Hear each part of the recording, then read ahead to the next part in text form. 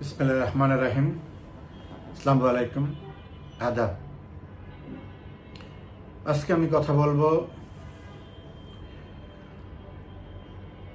একটা বিষয় নিয়ে, যদিও এখানে আরেকটি বিষয় ছিল। দুইটা বিষয় আজকে উত্তপ্ত। একটা হলো ইশরাক কাণ্ড, আর একটা হলো করিডোর। তো ইশরাক, এটা হলো ইউনূসের গৃহদাহ। সেটা নিয়ে পরেও কথা বলা যাবে। আশা করি কালকে কথা বলবো। কালকে কোর্টের রায় আছে, হাইকোর্টের রায়। যাই হোক, এটা রায়ের মাধ্যমে এটার সমাধান হবে না। যে পক্ষ বিপক্ষে যাবে রায়, তারাই আপিল করবে। আর সরকারের বিপক্ষে গেলে তারা তো আপিল করবেই, প্লাস তাদের আইন মন্ত্রণালয় থেকে নানান কাহিনী বাইর করবে। তো সেটা নিয়ে দেখি কালকে যদি অন্য কোনো বড় ইস্যু না থাকে, কালকে কথা বলবো। আজকে মূলত জাতীয় গুরুত্বপূর্ণ ইস্যু নিয়েই কথা বলতে হবে। সেটা হচ্ছে যে, আপনারা জানেন যে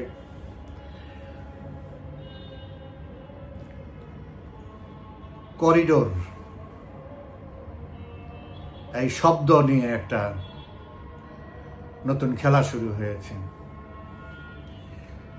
যতটা না বিষয়ের প্রতি গুরুত্ব, তার চেয়ে বেশি হচ্ছে শব্দের মার প্যাচে সত্যকে ঢেকে দেওয়া, সত্যকে আড়াল করা, মানুষকে ঠকানো, মানুষের সাথে ধোঁকাবাজি করা। এটাই ইউনূস সওদাগরের আসল কাজ। এবং সে তো সব বিষয়ে কথা বলে না, তার কথা বলার জন্য কিছু লোক আছে যারা স্ক্রু ড্রাইভার। যখন যাকে যেখানে যে তাকে দিয়ে কাজ করাইতে হয়। ডাস্টবিন শফিক আছে,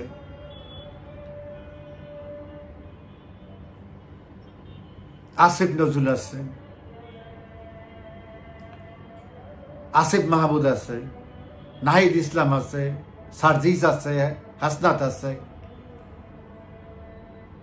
তারপরে মাহফুজ আছে,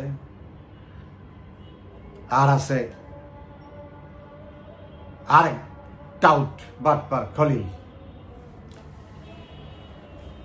আপনারা এই খলিলের আগের বক্তব্য যদি শুনে থাকেন, আজকে যে বক্তব্য দিয়েছে, আজকের বক্তব্যটার তাৎপর্য হচ্ছে যে গতকালকে ইউনূস সেন্টারে একটা গুরুত্বপূর্ণ মিটিং হয়েছে। সেই মিটিংয়ে যারা উপস্থিত ছিল,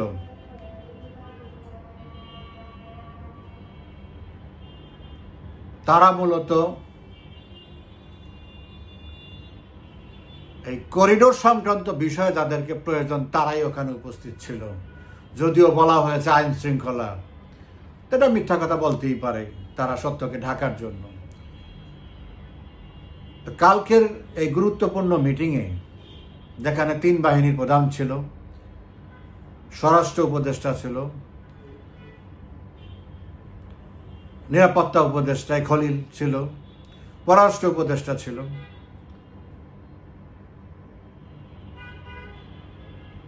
পররাষ্ট্র উপদেষ্টা থাকার কারণে এটা আন্তর্জাতিকীকরণ হয়েছে, আঞ্চলিকীকরণ হয়েছে, বা করিডোরটা তখন ইম্পর্টেন্ট হয়েছে। পররাষ্ট্র উপদেষ্টা না থেকে যদি বলা হতো আইন শৃঙ্খলা, তাইলে একটা কথা ছিল।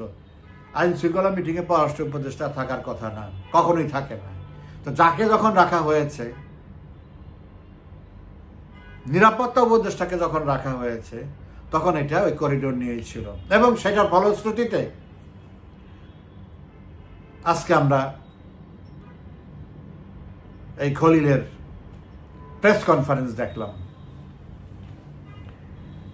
এখানে অনেকগুলো কথা সে বলছে, সবগুলো কথা বলতে কয়েক ঘন্টা সময় লাগবে এগুলির ব্যাখ্যা দিতে, এগুলির উত্তর দিতে।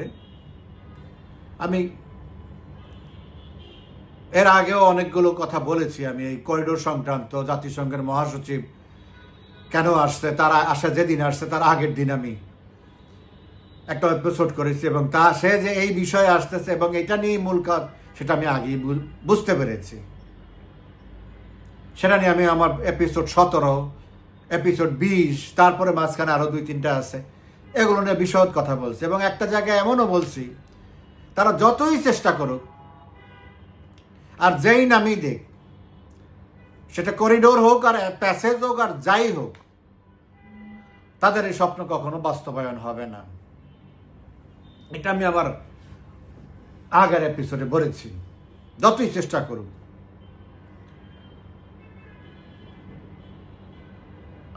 আজকে তাদের এই প্রেস কনফারেন্সে মূল উদ্দেশ্যটা হচ্ছে মানুষকে বোঝানো যে আমরা করিডোর দিচ্ছি না। করিডোর বলতে কিছু নাই, এই ধরনের কোনো আলোচনা হয় না, এই ধরনের কারোর সাথে কথা হয় নাই বা কথা হওয়ার প্রয়োজনও নাই। কিন্তু এটা বলে যাচ্ছে যে মানবিক সাহায্য আমরা দিতে পারি, এটা নিয়ে আলোচনা হতে পারে। জাতিসংঘ এটা বলেছে। এই জাতিসংঘের ব্যাপারে আমি আগে বলেছি, এটা গুতারেস বলেছে। কোনো কিছু গুতারেস বলা মানে এটা জাতিসংঘ না, এটা ব্যক্তি গুতারেস বলেছে। এটা জাতিসংঘের কোনো সিদ্ধান্ত না, বারবার জাতিসংঘ বলার। এজন্যই আমার একটা এপিসোডে আমি বলেছি, যদি জাতিসংঘ বলে, জাতিসংঘ বলা সিদ্ধান্ত নেওয়া মানে হচ্ছে এটা সিকিউরিটি কাউন্সিলের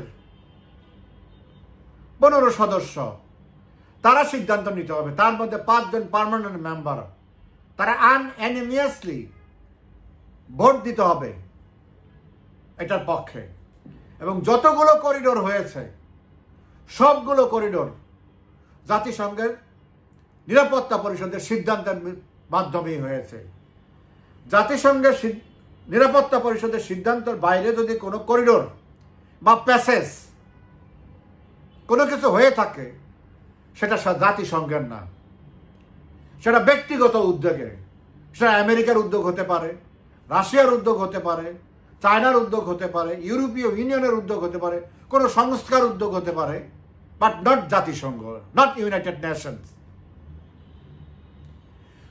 সো খলিল এখানে আমাদেরকে যে ধাপ্পাটা দিতে যাচ্ছে, এটা করিডোর না। মেনে নিলাম এটা করিডোর না, তো করিডোর না তো মালটা, মূল জিনিস হলো যে ওখানে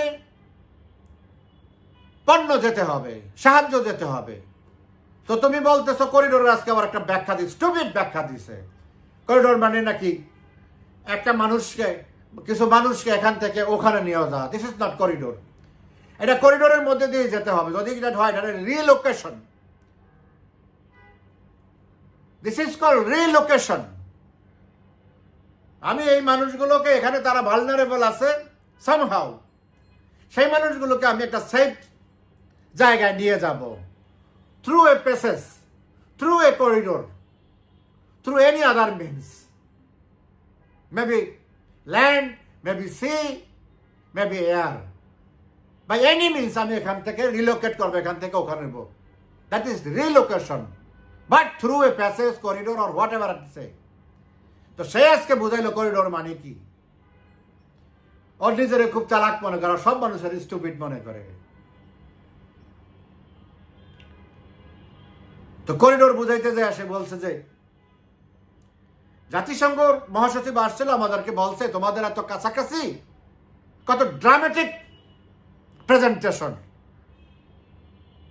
মানুষকে কতটা বোকা ভাবলে এই ধরনের শিশু সুলভ, মানে মনে হয় যে বাচ্চাদেরকে বুঝাচ্ছে, এটা দেখায় ওইটা দেখায়, এটা দেখায়। বাচ্চাদেরকে আজকালকে আর বুঝায় না, ছোট ছোট বাচ্চাদেরকে। ওই রকম যে এটা হলো যে জাতিসংঘের মহাসচিব আসছিল, বলছে তোমাদের এত কাছে, এই মানুষগুলো খুব কষ্টে আছে, এখান থেকে এখানে একটু দিলে পরে আমাদের লোকজনই ওখানে নিয়ে যাবে। এই হলো ওর ভাষণ। কিন্তু জাতিসংঘ স্পষ্ট বলে দিয়েছে এটা দুই দেশ, মিন্স বাংলাদেশ এবং বার্মা, দুই দেশের ঐক্যমত ছাড়া আমরা এখানে ইনভলভ হব না, এটা জাতিসংঘে বলে দিয়েছে। মানে গুতারেস জাতিসংঘ থেকে এটা জানানো হয়েছে স্টেটমেন্ট দিয়ে। এটা জাতিসংঘের বক্তব্য। গুতারেস যেটা বলছে কানে কানে ফিসফিস করে বলছে, that was not position of United Nations. সেটা হলো ব্যক্তিগত, ইউনুসকে বলছে বা এমনি আলোচনায় বলছে, নট অফিসিয়ালি। অফিসিয়ালি তারা জানাইছে স্টেটমেন্ট দিয়ে, সাংবাদিকদেরকে বলছে যে দুই পক্ষ ঐক্যমত না হলে আমরা সেখানে যেতে পারি না।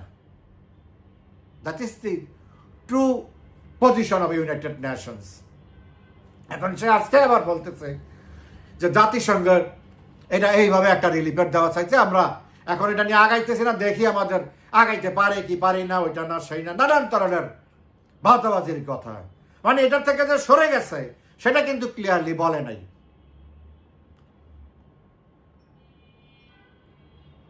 আবার এটার যে সুবিধাজনক হলে পরে এটা দিয়ে আগায় যাবে সেটারও দরজা খোলা রাখছে।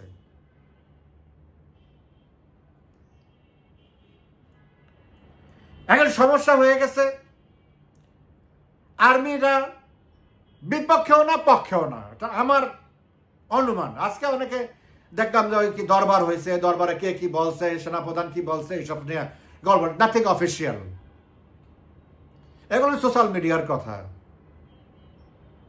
আমি সোশ্যাল মিডিয়াকে আন্ডারমাইন করতেছি না, কে কি বলছে তা সেটা বলা দরকার নেই, বাট আমি সোশ্যাল মিডিয়া না।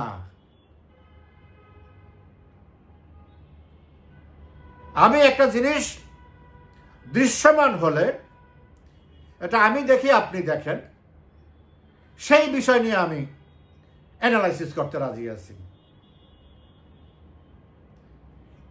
কিন্তু যা দৃশ্যমান হয় নাই, যদি আইএসপিআর থেকে বলতো, আমি তো সেনাবাহিনীকে বলবো যে যদি কোনো দরবার হয়ে থাকে, দরবারে যদি কোনো সিদ্ধান্ত হয়ে থাকে করিডোরের ব্যাপারে, পোর্টের ব্যাপারে বা কোনো কিছুর ব্যাপারে, নির্বাচনের ব্যাপারে, যেটাই যা যা শোনা যাচ্ছে, until and unless it is official, we cannot cash it. So ISPR এর মাধ্যমে তাদেরকে বলতে হবে করিডোর, পোর্ট বা নির্বাচন যেগুলি নিয়ে আলোচনা হচ্ছে তার ওইগুলোর উপরে তাদের পজিশন কি। আদারওয়াইজ ওইটা নিয়ে আলোচনা করার কোনো প্রয়োজন নাই। আলোচনা করতে হবে এইটা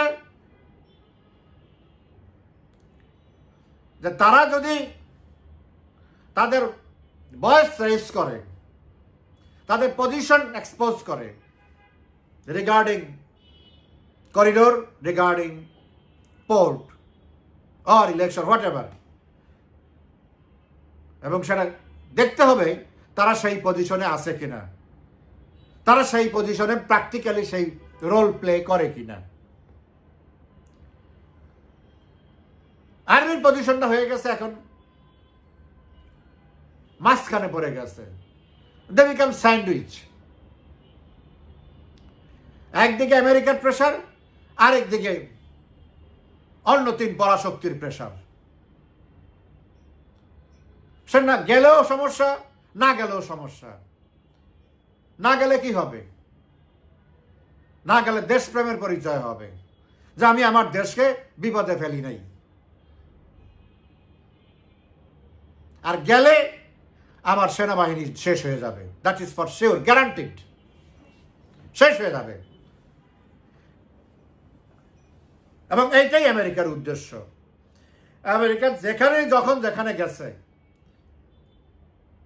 সেখানে যার বাড়িতে গেছে বা যেই দেশে গেছে, সেই দেশের কি ক্ষতি হবে সেটা তার কনসিডারেশনে কখনো থাকে না। তার কি লাভ হবে সেটা নিয়ে সে থাকে, এবং সে নিজে সিন হয় না, আরেকজনের লাগায় দেয়, হয় প্রেসারে, নাহলে টাকা দিয়ে, নানানভাবে সে সেটাকে কনভিন্স করে সেই প্রজেক্টে হাত দেয়। যতগুলো প্রজেক্ট আছে সে একই কাজ করছে। যেখানে নিজে গেছে সেখানে ডিজাস্টার হয়ে গেছে, শেষ হয়ে গেছে। নিজে যেখানে গেছে, কোথায় গেছে? নিজে ভিয়েতনামে গেছে, ফিনিশ। আফগানিস্তানে গেছে, finish.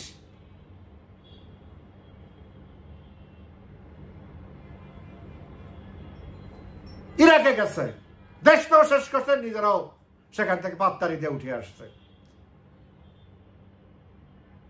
There is not a single instance of their mission successful.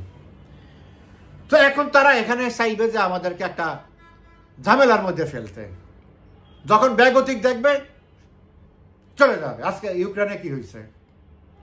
এই ইউক্রেনের সেই 2008-এর পর থেকে এই ফাসলায়া টাকা পয়সা দিয়া বিভিন্ন রাজনৈতিক দল তৈরি করে বা আর্মির মধ্যে অস্ত্র দিয়া গ্যাং তৈরি করা, মানে একটা হজবরল করে পুরো তাদেরকে তৈরি করে এমন অবস্থা সৃষ্টি করছে, পুরো রাশিয়ার সিকিউরিটি অ্যাটাক হয়ে গেছে। স্বাভাবিকভাবে রাশিয়া সেখানে হস্তক্ষেপ করছে। তো এখন কি হয়েছে? বিলিয়ন ডলার খরচ করার পরে, লক্ষ লক্ষ মানুষের লাশ পড়ার পরে এখন আবার সে শান্তির দুধ সাচ্ছে যে আমি এটা মীমাংসা করে দিচ্ছি, ওখান থেকে চলে যাইতেছে। এখন বলতেছে যে এটা আমাদের যুদ্ধ না, তোমরা যদি মিলমিশ না হও তাহলে আমরা এর মধ্যে নাই।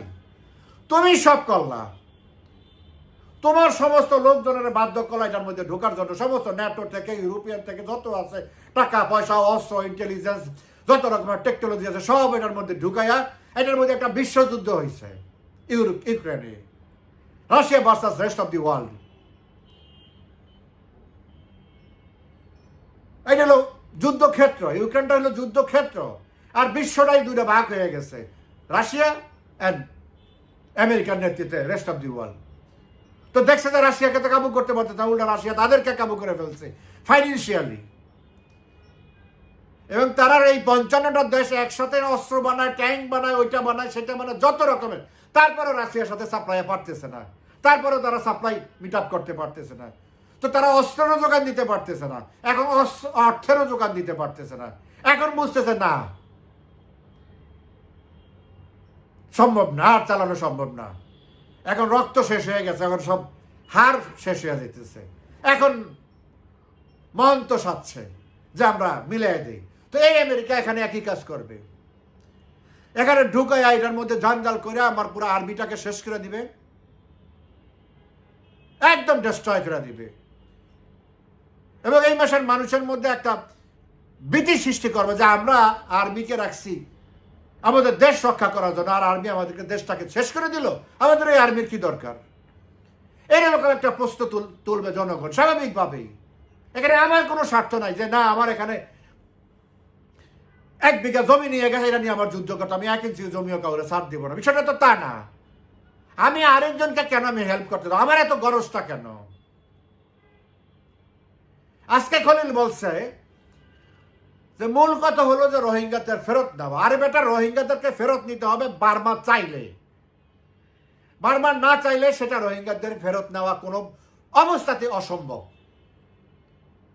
এবং এটা আমেরিকার পিছনে ঘুরে কোনো লাভ হবে না, ইউরোপিয়ানদের পিছনে ঘুরে কোনো লাভ হবে না। এটার সলিউশন আমি সে আরো বহুত আগের থেকেই বলছি। আমাদের পররাষ্ট্রমন্ত্রী ছিল মোমেন স্যার, তাকে বলছি আপনি যে আমেরিকা করেন রোহিঙ্গা নিয়ে, আমেরিকার কাছে তো সলিউশন না, সলিউশন হলো চায়নার কাছে, সলিউশন হলো রাশিয়ার কাছে। আপনি যত বেশি আমেরিকান হলো ওরা তত বেশি হিটেড হবে। ঠিক আছে, তোমরা আমেরিকানদের এটা সলিউশন করাও। মোমেন্ট গেল, আসলো হাসান মাহমুদ, সেও একই কথা, আমেরিকাকে খুশি করার জন্য চামচামি। কিছু হলে আমেরিকাকে আমরা বলছি আমেরিকার সাথে আসি, আমরা রোহিঙ্গা সমাধান করতে চাই, তাকেও বললাম এটা আমেরিকা সলিউশন না, এরা এগুলি করে। পরে মাননীয় প্রধানমন্ত্রীকে বলতে বাধ্য হয়েছে এদেরকে একটু থামান, এরা তো আরো এই জিনিসটা বাড়াচ্ছে। সমস্যার সমাধান করবে রাশিয়া, চায়না, তার কথা শুনবে উঠে বসে হইল বার্মা। তো তারা যদি মিন করে যে না তোমার এটা নিতে হবে, বার্মা নিতে বাধ্য। আর তারা যদি সাপোর্ট না দেয়, বার্মা পাত্তাই দিবে না। আর আমেরিকানদের স্বার্থ হলো এখানে রোহিঙ্গা রেখে দেওয়া, এইটা দিয়া। তাদের তো টাকা আছে, তাদের তো টাকা ছাপায়, তাদের তো ইনকাম নাই কোনো, তাদের তো লস। প্রতিদিন তাদের $11 বিলিয়ন লোন করতে হয়, তারপরে তারা তো চলতেছে, বিশ্বের সেরা ধনী দেশ। তো তারা তো টাকা ছাপাইয়া দেয়, তাদের তো কোনো সমস্যা নাই। ওই ইউরোপে আছে তাদের দালাল, তাদেরকে বলে দেয় টাকা দাও, বাস তারা গুরুরে খুশি রাখার জন্য কিছু কিছু দেয়। জাতিসংঘের মাধ্যমে দান খরচ করে আমরা সেগুলি চালাইতেছি। তারা এই সাপোর্টটা দিতে পারবে, কিন্তু এই প্রবলেম সলভ আমেরিকা করতে পারবে না, ইউরোপ করতে পারবে না। প্রবলেম সলভ করতে হবে চায়নাকে বা রাশিয়াকে, এই দুইজন ঐক্যমতে আসে। তারা বারবার বলার পরেও এই স্টুপিড আবারও বলতেছে রোহিঙ্গাদেরকে ফেরত নিতে হবে। তুই রোহিঙ্গাদেরকে ফেরত দিবি বার্মার সাথে টাসেল করে? বার্মার সাথে যারা সারাক্ষণ যুদ্ধ করে তাকে তুমি সাহায্য করবা, তারপরে রোহিঙ্গা ফেরত যাবে? এই খলিলে কিন্তু কিছুদিন আগে বলছে যে আরাকানে যে সমস্ত প্রশাসন আছে সেখানে রোহিঙ্গাতে ঢুকে। তোমার কি এখানে? আরাকানের আর এই বিদ্রোহীরা কাকে কোথায় রাখবে না রাখবে তুমি এখানে বলার কে? তুমি এটার মধ্যে প্যাস লাগাইতেছো কেন? তুমি এখানে পার্ট হইতেছো কেন? কেন তোমরা বাংলাদেশকে এটার মধ্যে পার্ট করতেছো? বাংলাদেশের রোহিঙ্গা যাবে কি যাবে না এটা আগেই বলছি, বার্মার ব্যাপার। বার্মাকে কনভিন্স করতে হবে, ইন্ডিয়া, চায়না, রাশিয়াকে দিয়া, আসিয়ানকে দিয়া। এইটাই হলো রাস্তা। আর এখানে আরাকান আর্মি বার্মার সাথে মারামারি করুক, কাটাকাটি, কে জিতলো কে হারলো, নান অফ আওয়ার কনসার্ন। আমাদের বর্ডার সিল, একদম মশামাছিও আসতে পারবে না, যাইতেও পারবে না। এইটাই হলো আমাদের স্ট্যান্ড। এটাই আমাদের আর্মিকে করতে হবে। আর যদি আর্মি মনে করে যে না আমরা ধরি মাছ নাচুই পানি, জনগণকেও বুঝাইলাম যে আমরা পক্ষে আছি, আবার আমেরিকারও বুঝাইলাম যে আমরা আছি, চোরামি চাপটামি করে কোনো রকম যদি আর্ম সাপ্লাইয়ের ব্যবস্থা করে, এটা তো লুকায় রাখতে পারবে না। একটা সুই গেল আমেরিকা, রাশিয়া জানবে, চায়না জানবে। তো এখানে যদি খলিলের মতো যদি সেনাবাহিনীও যদি কোনো ডিপ্লোমেসি করতে চায়, they will be in trouble.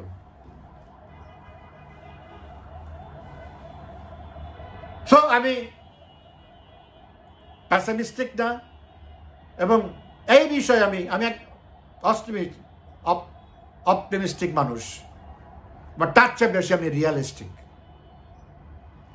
তো এখানে কোথায় দরবার হয়েছে, কে কি বলছে, I am not that much encouraged or inspired. I believe in work, action. যেহেতু দুপুরবেলা প্রেস কনফারেন্স করে খলিল এই কথা বলছে, গতকালকের মিটিং এবং আজকে সকালে আর্মি হেডকোয়ার্টার মিটিং এর পরে, তাহলে বুঝতে হবে এখানে উৎসাহিত হওয়ার কিছু নাই।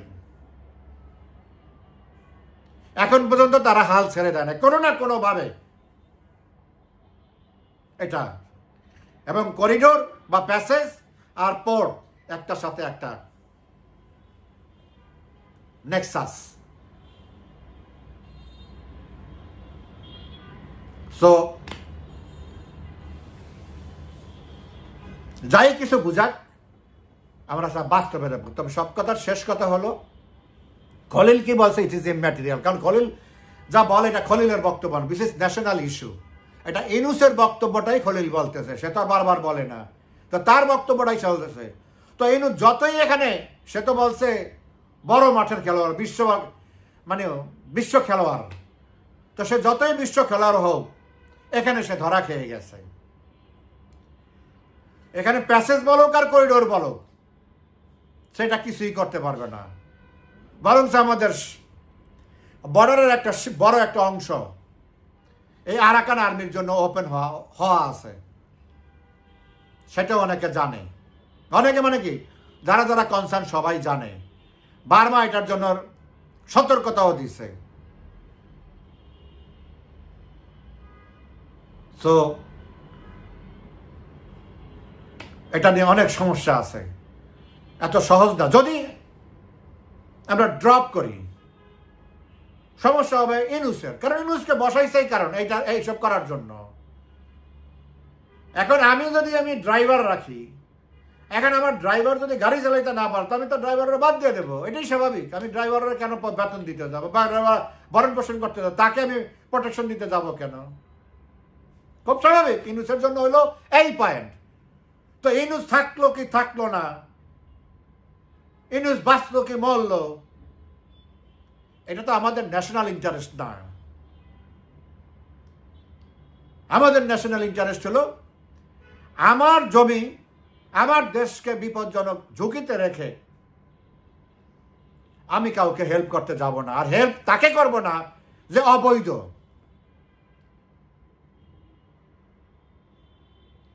Arakan army is not a legal entity. So stay out of it. এটাই আমি আমার আর্মিকে বলতেছি। ইউনূসের খপ্পরে পড়ে নিজেরা শেষ হয়ে যাবেন না। ইউনূস শেষ। ইউনূসের সামনে এখন যেই মহা সমস্যায় পড়ছে, আজকে অন্তত 10-12 জায়গায় রাস্তা ব্লক হয়েছে, মিছিল হয়েছে, এইছে নামছে সব। এগুলো ও সামাল দিবে কিভাবে? সে তো বড় মাঠের প্লেয়ার, তো ছোট মাঠে তো খেলতে পারে না, তার জন্য এই সামাল দিতে পারতেছে না। এটা তো ছোট মাঠ। তবে ছোট মাঠে ধরতে সুবিধা, সে ধরা খেয়ে গেছে, তার এখান থেকে বেরোনোর কোনো রাস্তা নাই। Game is over. তাকে যারা বসাইছে তারাও বুঝে গেছে এটা আসল মাল, একে দিয়ে আর কাজ হবে না। ইটস গন। ভালো থাকবেন, ধন্যবাদ।